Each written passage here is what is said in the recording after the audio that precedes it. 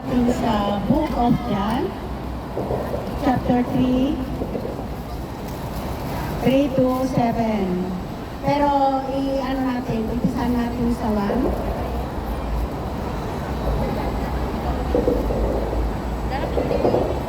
Sa Tagalog, basahin ko sa Tagalog. Sabi niya dito, may isang taong nagngangalang Nicodemos, isa siya sa mga pinuno ng mga Hudyo at kabilang sa grupo ng mga Pariseo.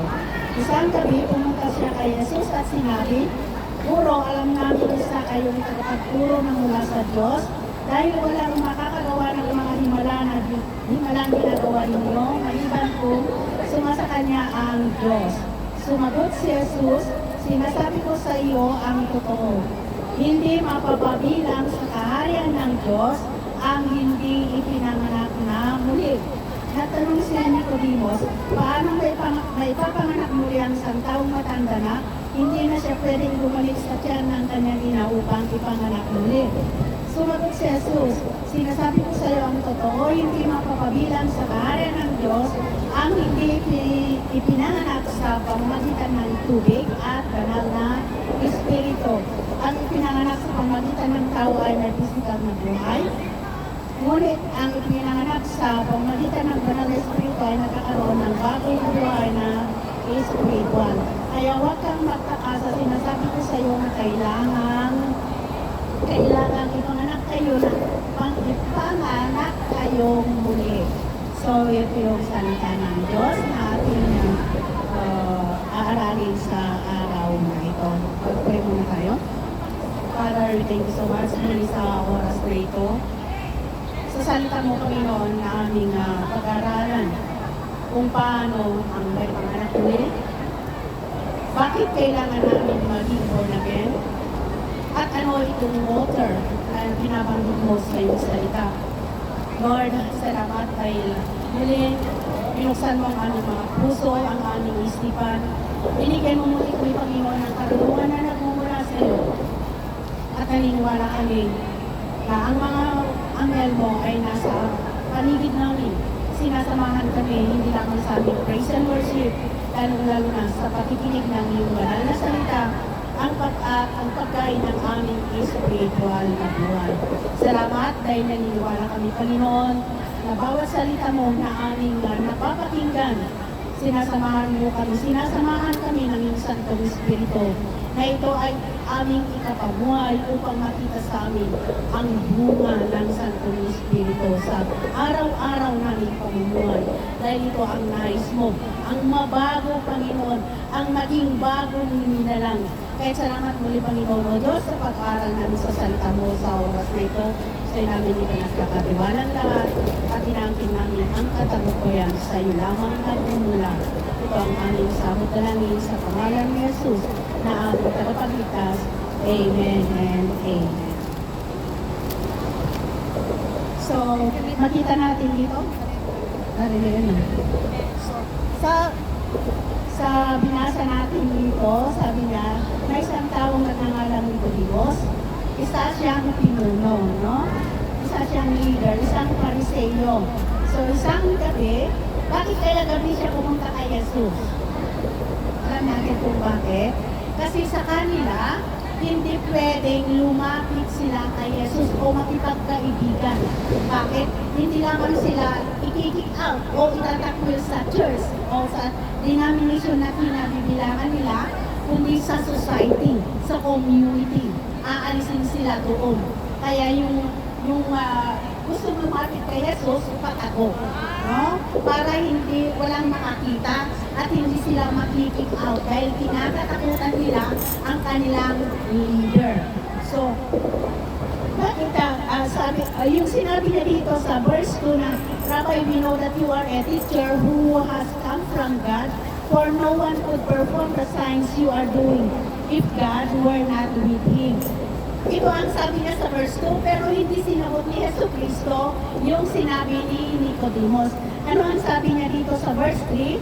Jesus replied, very truly I tell you, no one can see the kingdom. Walang sino mang makakakita, pero dito sa Tagalog, walang sino mang mapapabilang sa kaharian ng Diyos unless may ipanganak muli. So sa sinabi ni Jesus na ito, hindi naintindihan ni Nicodemus. So ang pagkaintindi niya ay physical na panganganak o birth, no? Rebirth. Kaya sabi niya dito, how can someone be born when they are old? So Nicodemus asked, so surely they cannot enter a second time into their mother's womb to be born. Totoo naman, di po ba? No? Pero ang sinasabi ni Jesus na born again dito ay hindi yung physical na born again, kundi spiritual. So, ang sagot niya muli dito sa verse 5, hindi niya sinagot uli yung tanong ni Nicodemus about yung physical birth, no? Very truly, I tell you, no one can enter the kingdom of God unless they are born of water and Spirit. So, dito natin aalamin, ano ba ang ibig sabihin ng born again? What is to be born again? What is the spiritual water? Ito ba ay yung water baptism? Ha? O yung sinasabi niya dito na spirit? Ito ba yung nangingisay-isay ka? O nai-explain ka? Nag-speak in tongues? So, sa akin, hindi ko rin naintindihan noon. So, ang alam ko na born again is denomination o pangalan ng church. So, kayo rin ba ganon? Ganon ang alam ko. Kaya pag nag-evangelize kami o may nagtatanong, anong religion mo, sis? Born again. So, ayun ang alam ko, denomination. Kasi yung iba, di ba, sinasabi Christian, full gospel, born again. Pero ang alam ko, pag sinabi ko kasing born again, kaya malakas ang loob ko na sinasabi ko, born again church ako, dahil ang alam ko sa born again, yung mga denomination na nagkakas out, na gumagawa ng deliverance, yung may nag-speaking in tongues, yung mga may nai-slave. So, iyon ang alam ko na born again. Kasi iyon yung church ko, maging sa Pilipinas. Kahit kabataan pa lamang ako noon, nakikijoin ako ng overnight prayer. Kaya narinig ko yung nagkakasaw sila, pinapalayas yung mga nasa Ilocano dito, yung evil spirit, mga naluganan, kinakas out yun. Kabataan ako, pero narinig ko lang, nag-iiyak, nagsisigaw yung mga kabataan din yung kinakas out. So, ganun ang pagkaintindi ko sa born again. So, ang iba naman, sinasabi nila, magiging born again ka lang kung nag-water baptism ka. No? Yung ibang mga nagtuturo din, sabihin nila, hindi ka na born again kung hindi ka nag-speak in tongues. Dahil ang speaking in tongues ay isang proof daw. No? So, naniniwala din naman ako noon. Kasi mahilig din ako na sa mga, lalo na yung mga foreigner na mga pastors, mga nagtuturo. Kaya doon ako nakatutok kasi noon sa when it comes to deliverance, doon ako kung paano mag-deliver. Dahil iyon din ang design ko, no? Dinidesign ko din noon kasi. Kaya, ayun nga, sabi nga ng Bible, kung ano yung dinidesign mo, kung doon ka nakafocus, God will, ibibigay ng Diyos, walang sobra, walang kulang. Ibibigay niya kung ano yung design mo. Pero, ang lahat ng yon ay interpretation lang ng tao. So, aalamin natin ngayon kung tong born again na sinasabi ng Biblia. So, bakit iyon ang sinabi ni Kristo kay Nicodemus? Siya siyang leader. No? Isang leader sa Sanhedrin. May Diyos sila. Ang Diyos ni Abraham, Isaac at Jacob. Alam nila yung 613 na batas ng laws ng Diyos. Kasi hindi ka pwedeng maging leader kung hindi mo memoryado yung 613 na batas na yon. So they know it, no? Alam nila. Pero bakit? Leader siya, pero bakit sinabi ni Kristo na hindi siya mapapabilang o you cannot see the kingdom of God, hindi ka mapapabilang o hindi mo makikita o hindi ka makakapasok sa kaharian ng Diyos unless maipanganak ka muli. May panak kang muli. Ito yung sinasabing rebirth. So, as we know na dahil they have knowledge, alam medyo sila, no?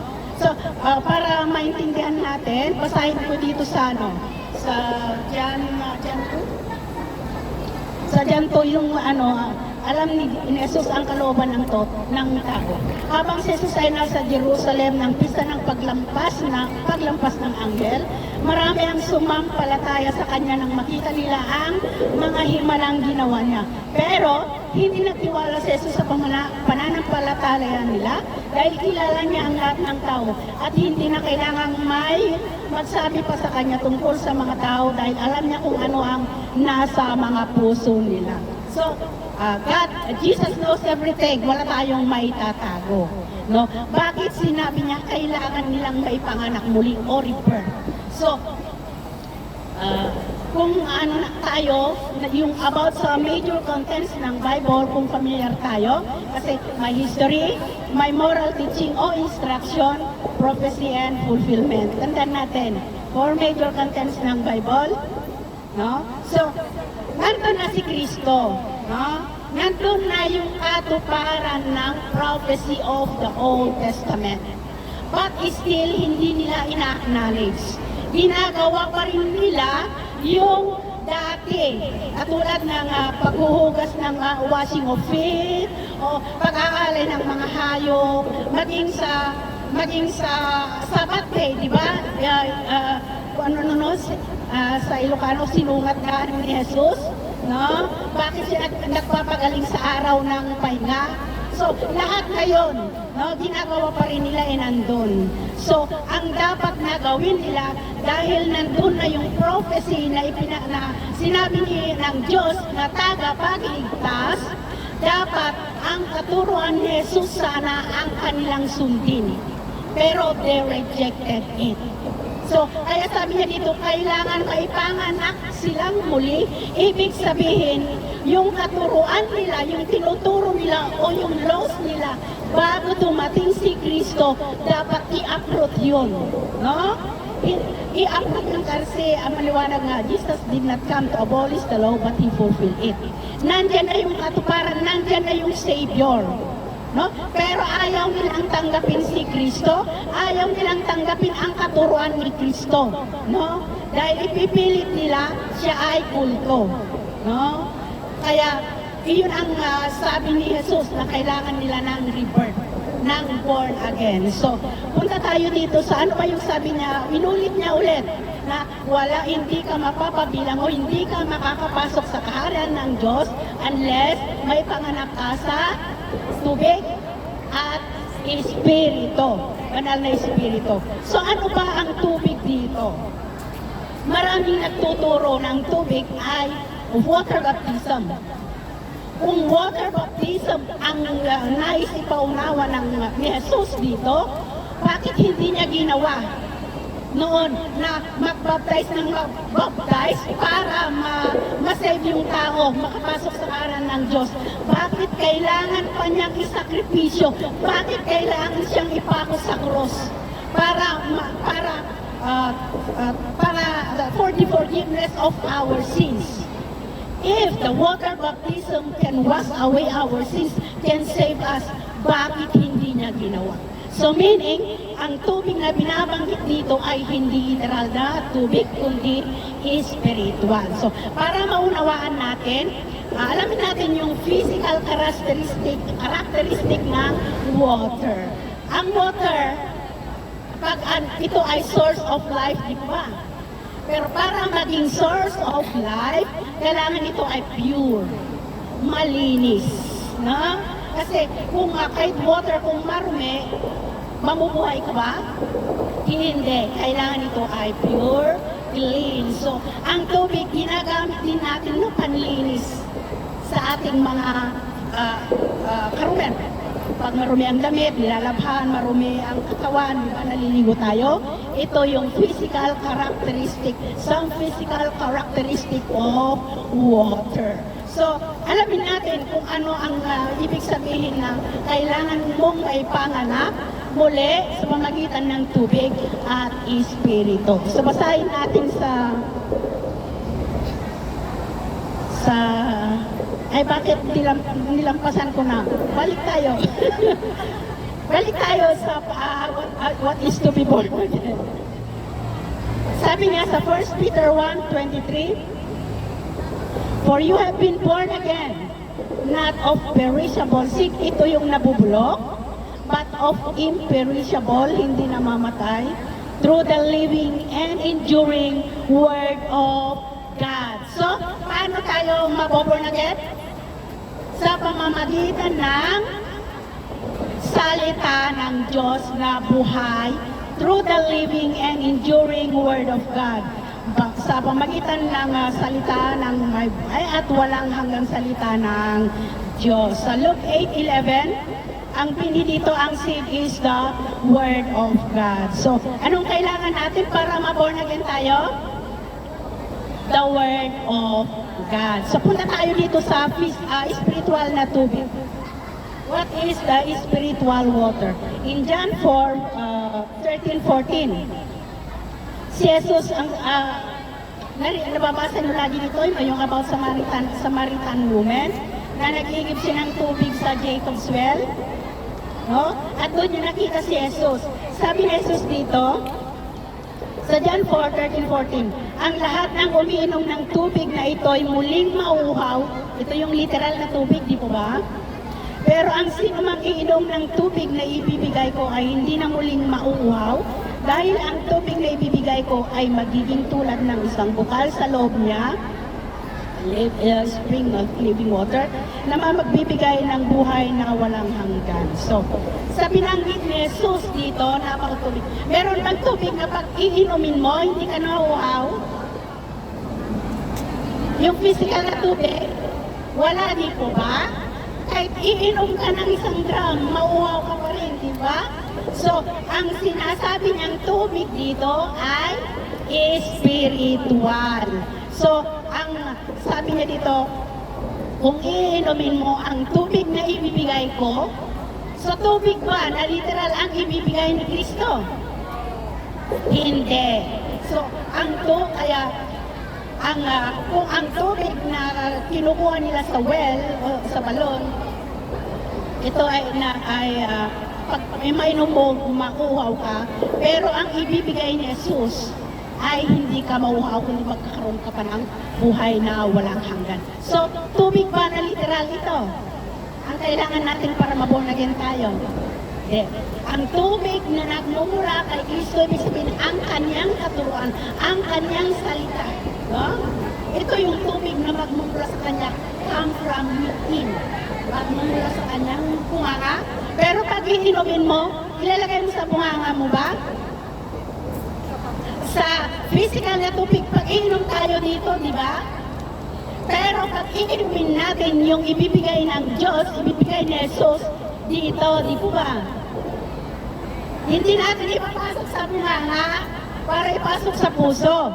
Ang spiritual na tubig, ipapasok natin dito at ipapasok dito sa, ito yung lagayan natin.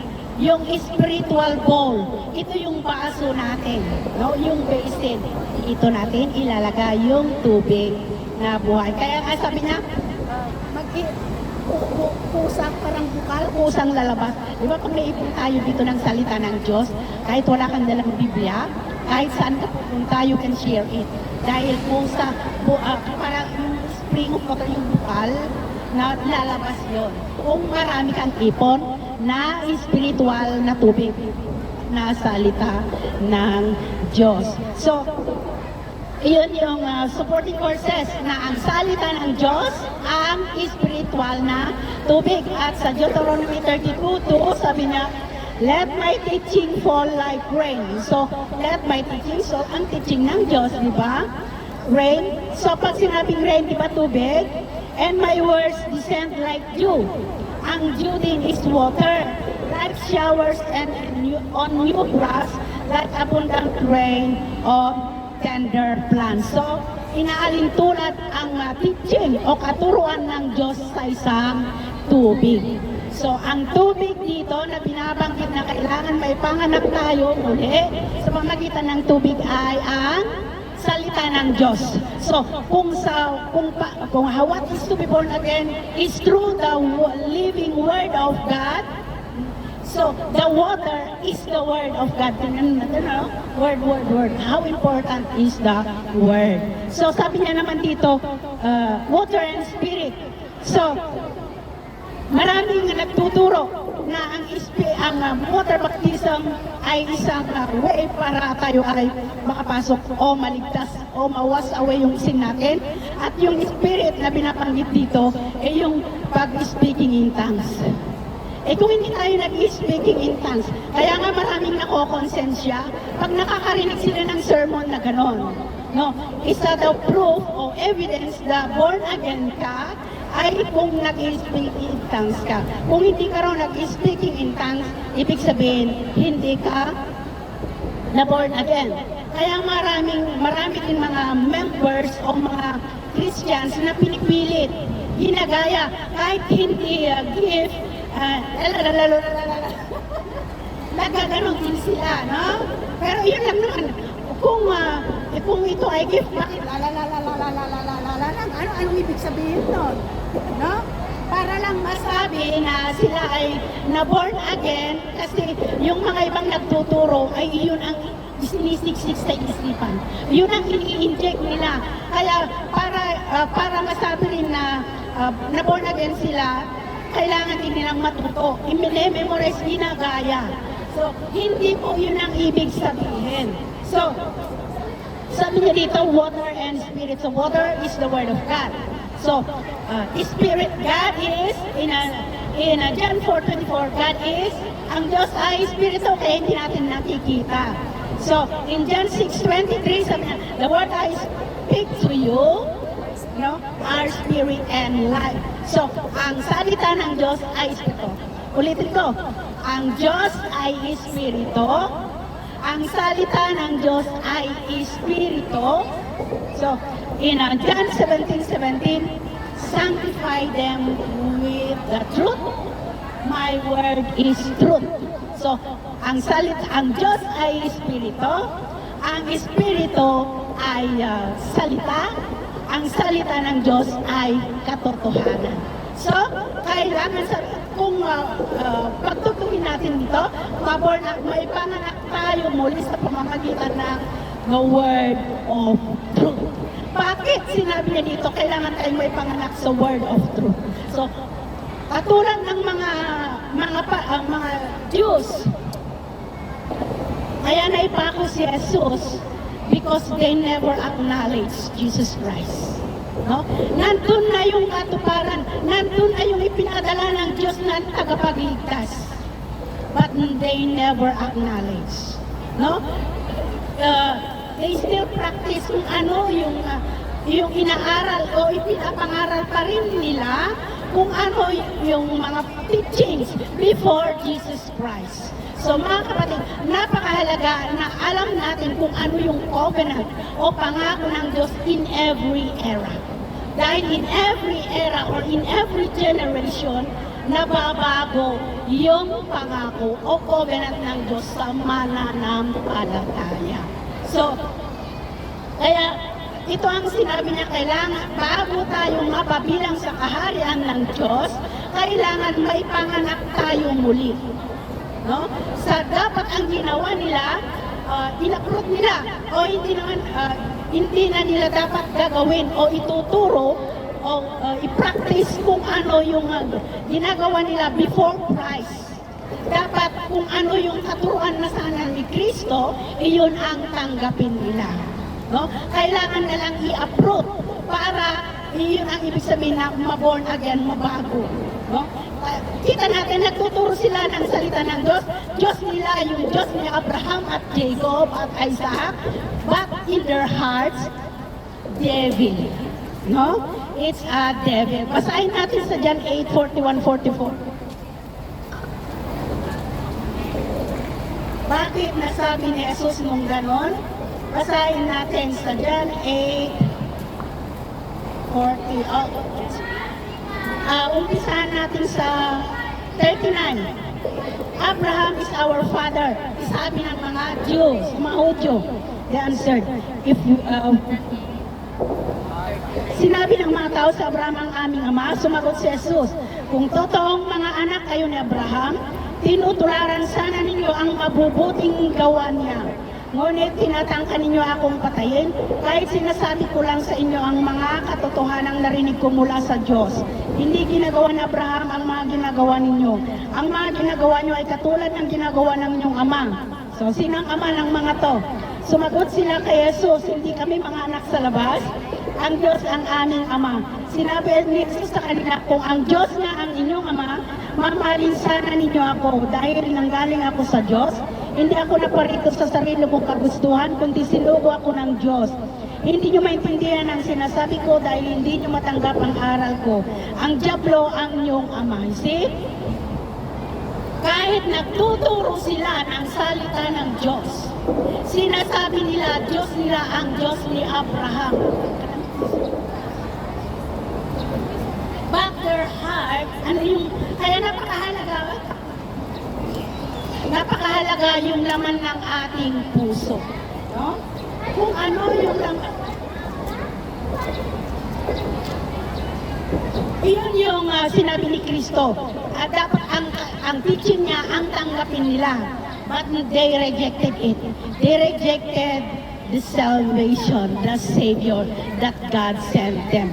They rejected the fulfillment of the Old Testament prophecy. Because the first coming of Jesus Christ, ito yung katuparan ng lumang, the prophecy in the Old Testament. So, in our time, punta tayo ngayon sa time natin.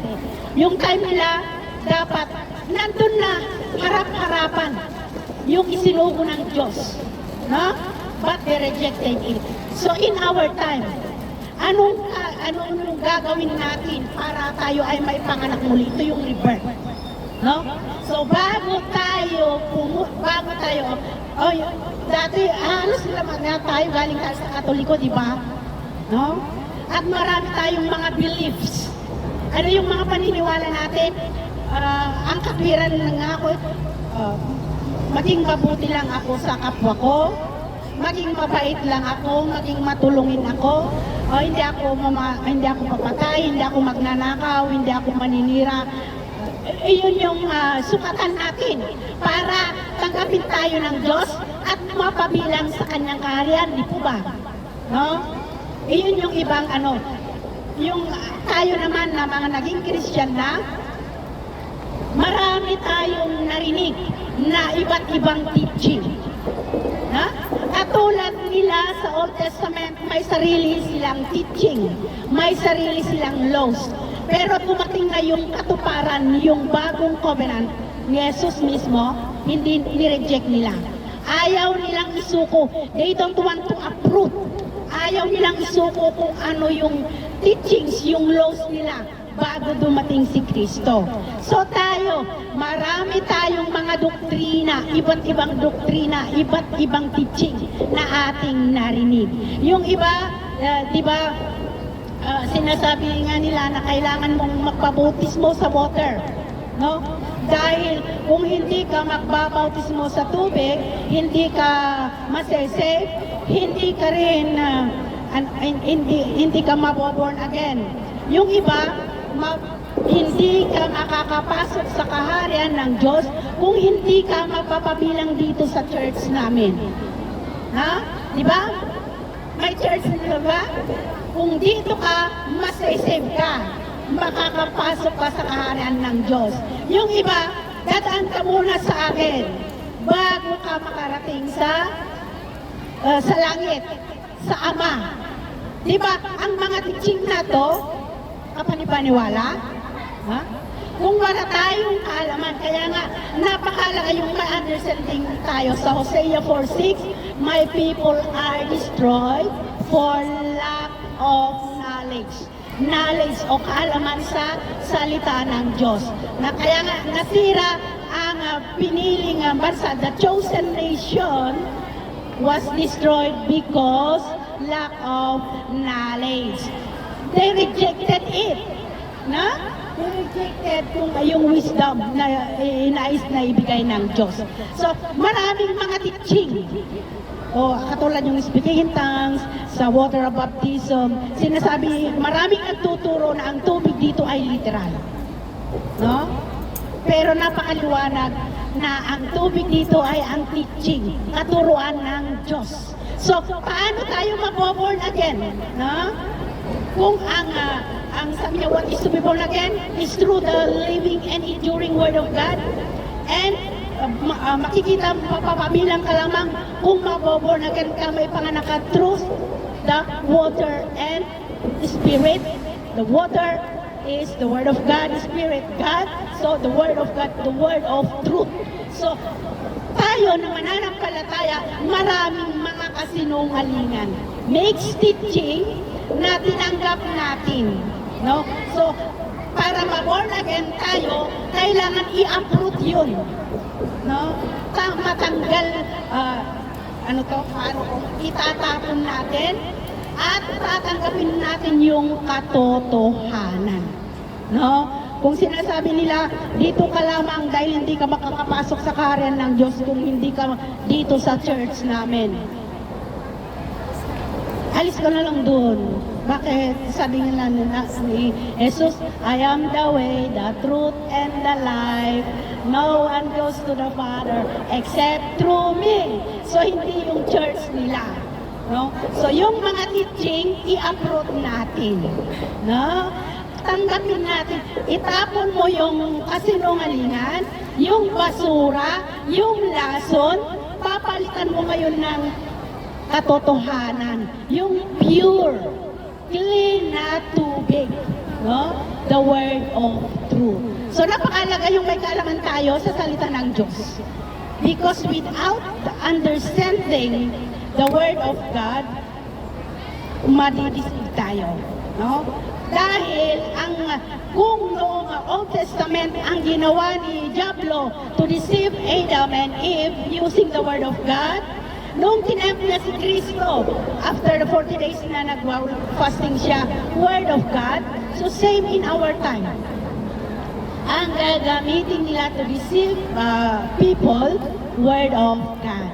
Ang pagkakaiba, gagamitin nila ng Word of God, but their interpretation is come from their own thoughts. Kaya nga commentaries di ba pag comment ka, ayun, commentary, sarili mong, your own thoughts. So, Bible must interpret Bible. So, katulad dito, yung tubig, sinabi ko kanina is the spiritual water that gives us eternal life. No? So, ano pa yung, sain ko nga. So sabi niya dito sa 1 John 3:9-10, ito yung those born of God's seed. Don't continue to sin. No one is born of God will continue to sin because God's seed remains in them. They cannot go on sinning because they have been born of God's word. Ito yung resulta kung ma-born again tayo o ma-rebirth tayo. Pag ang salita ng Diyos, ang katotohanan, ang tatanggapin natin dito, siyempre kasama na yun yung transformation, di po ba? At kung na-born again tayo, hindi na tayo mananatili sa kasalanan. Hindi ibig sabihin na hindi na tayo magkasala dahil bawat minuto nagkakasala tayo. Pag-isipan ko na nga lang si Claire na nang masama na ganito siya, nagkakasala na ako. No? So, lahat tayo nagkakasala. So, living in sin and sinning is not the same. Pag sinabing living in sin, alam mong kasalanan yon. Pero ayaw mong umalis, nananatili ka. O yung pinakasimpleng example, ganito. Ako, may karelasyon ako byuda. May karelasyon ako, may pamilya. Alam ko na adultery yun. Sexual immorality. Dahil mahal ko, yun ang natin mahal ko Mahal ko kasi Kahit alam kong kasalanan, alam ko na mali sa paningin ng Diyos. But I choose to remain in that situation sa sa putikan na yon. So ito yung living in sin. Oh, yung alam mong mali, nangangatwiran ka at ayaw mong umalis, ito yung living in sin. Pero yung nagagawa natin na, halimbawa, ayun nga, nag-isip ka o kaya napamura ka, yung mga yes, nakakagawa nga tayo ng mga simpleng bagay. Katulad yung pagnanakaw, alam mong kasalanan, ayaw mo. O yung alam mong kasalanan yung manlamang ng kapwa mo, pero patuloy na ginagawa mo, no? Dahil walang nakakakita. Pero sabi nga ng Bible, God knows our heart, wala tayong may tatago. So, ito yung living in sin, no? Kaya, pag ayaw nating mananatili sa kasalanan, umalis tayo. Alam natin na kasalanan yun, dapat umalis tayo. Ito yung sinasabi na born again. No? Paano tayo ma-born again? Yung alam mong mali, itama mo. Kaya nga report Kaya nga magiging sa 2 Corinthians 5:17, anyone who is in Christ is a new creation. Bagong nilalang. Ito yung born again. Kasi nasabi natin, maging bago tayong nilalang. No? So, paano tayo maging bagong nilalang? Simple lang, no? Sabi niya dito sa 1 Peter 1:22, by obeying the truth, purifies our heart. Sa pagsunod natin sa salita ng Diyos, tayo ay naboborn again. Tayo ay nalilinisan. Dahil ang salita ng Diyos ang daming instruction. No? Ang Biblia punong-puno ng instruction. Ang kulang dito is action. Ayaw natin sumunod. Sino magtas ng kamay, di ba? Kulang talaga ng action. No? Sa tagal ko sa church, ang alakala ko, born again ako. No? Born again pala. No? So, ang daming Kristiyano, born again. No? Hindi born again. Dahil, hindi nakikita yung pinipil selective pa yung yung bunga ng Holy Spirit, bunga ng Spirit. No? Sa Galatians 5:22-23, pinipili. Ano yung mga bunga ng Kasi pag na-born again tayo, naging bagong nilalang tayo, ito yung makikita sa atin. Love, joy, peace, patience, goodness, gentleness, kindness, faithfulness, self-control. Nawawala yung self-control natin. Yung talaga naman tayo lagi. Pag nawawala yung self-control natin, lahat yun, yung wala na rin. Naniniwala kayo doon? Yes. Kasi kahit ang una doon is love, joy, peace, patience, pero yung self-control na huli, pag ito yung mawawala na lahat yung walo. Kaya napakalaga yung self-control. So, paano tayo maipanganak muli? Sa pamamagitan ng word of truth. So, anong gagawin natin? I-approve natin yung mga mga bagay ng mga na-approve ang kailangan dun No, kailangan i-approve natin. Ano ba yung nasa puso mo? Ano ba yung kinukumutan mo dyan? Hinihingat-ingatan mo dyan? Hatred, anger, unforgiveness, jealousy. Ano pa? Pride. Ano pa yung iba? Na hinihingat-ingatan mo dyan na ayaw mong i-cast out. Yung hinawakan mo na false teaching. Marami dyan. So ang gawin natin ngayon, para makapasok yung katotohanan, kailangan mong linisin yung bowl. Linisin natin yung heart natin, para kasi hindi pwedeng magsama yung tubig at kahit kunting patak ng poison. Kahit kunti lang, ilagay mo sa malinis na tubig, mapopoison pa rin. No? So, ganun din sa ating spiritual na buhay. So, kailangan malinis yung bowl natin bago natin sa pagtanggap natin ng katotohanan. Ialisan natin lahat. No? Tandaan natin, mababago lamang tayo kung tayo ay susunod sa kautusan o sa teaching o utos ng ating Panginoong Jesus. Dahil punong-puno ito ng instruction. So, kulang lang dito sa punong-puno tayo ng kalaman, wala lang aksyon.